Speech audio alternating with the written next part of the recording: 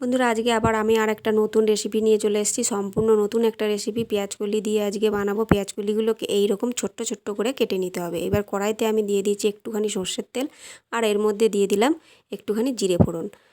দিয়ে তোমরা চাইলে কালো জিরেও দিতে পারো। এবার দিয়ে দিলাম পেঁয়াজগুলোকে আমি একদম ছোট্ট ছোট্ট করে কেটে নিয়েছি। দিয়ে পেঁয়াজটাকে একটু হালকা করে ভেজে নেব। কালার চেঞ্জ হয়ে যাওয়ার পরে আমি এর মধ্যে ছোট ছোট করে যে পেঁয়াজকলিগুলো কেটে রেখেছিলাম ওই পেঁয়াজকলিগুলোকে দিয়ে দেবো।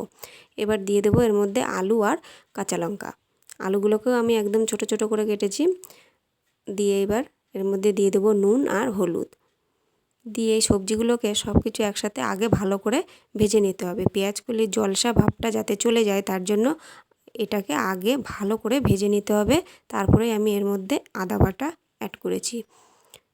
দিয়ে আদাটা আমি সবজির সাথে ভালো করে কষিয়ে নেব। এবার এর মধ্যে আমি দিয়ে দেবো একটুখানি জিরে গুঁড়ো আর একটুখানি ধনে গুঁড়ো। তোমরা চাইলে এখানে আদা জিরে বাটাও দিতে পারো। দিয়ে সব কিছু মশলা একসাথে এইভাবে ভালো করে কষিয়ে নিতে হবে। দিয়ে একটুখানি জল দিয়ে দিলাম যাতে মশলাটা সবজির মধ্যে ভালো করে ঢুকে যায়। এইভাবে কষিয়ে নিলাম। দেখো আলুগুলো অনেকটাই নরম হয়ে এসছে।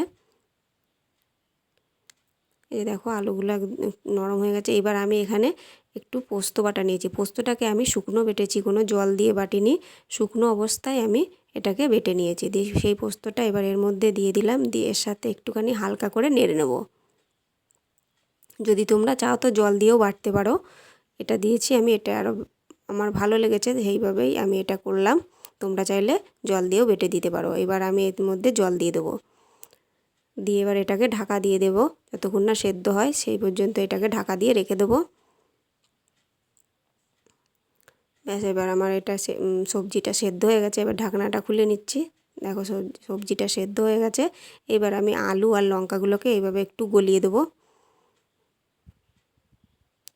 এইভাবে গলিয়ে দিতে হবে।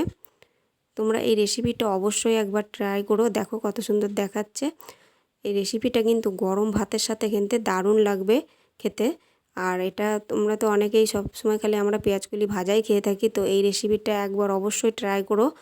খেতে কিন্তু দারুণ লাগবে ওদের বলছি। আর রেসিপিটা কেমন লাগলো অবশ্যই তোমরা কমেন্টে জানিও। দেখো দেখেই তোমরা বুঝতে পারছো যে রেসিপিটা কতটা টেস্টি হয়েছে। আর তোমাদের সাথে আমি আবার আরেকটা রেসিপি শেয়ার করছি। আজকে একটা বানাবো আনারসের প্লাস্টিক চাটনি। তো এর জন্য আমি এখানে একটুখানি আনারস নিয়ে নিয়েছি। দিয়ে খোসাগুলোকে ভালো করে পরিষ্কার করে নিয়ে এবার আমি আনারসটাকে ভালো করে গ্রেট করে নিয়েছি। এই যে ভালো করে আমি গ্রেট করে নিয়েছি। এবার কড়াইতে দিয়ে দিচ্ছি একটুখানি রিফাইন্ড তেল। আমি এর মধ্যে কোনো ফোড়ন দেবো না, তোমরা চাইলে 5 ফোড়ন দিতে পারো। দিয়ে এবার আনারসগুলোকে এর মধ্যে দিয়ে দিলাম।